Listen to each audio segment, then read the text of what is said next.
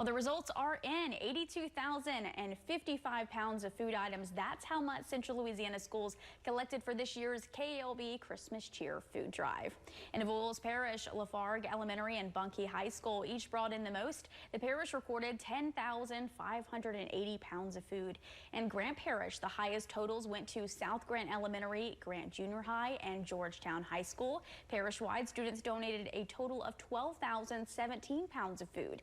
In Natchitoches Parish, East Natchitoches Elementary, Natchitoches Bagnet, and Natchitoches Central High School donated the most. In total, parish schools brought in 5,242 pounds.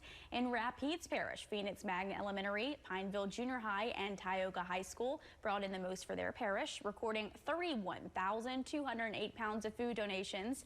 And a special shout out to Phoenix Magnet for donating the most per capita, collecting 20 pounds of food per student.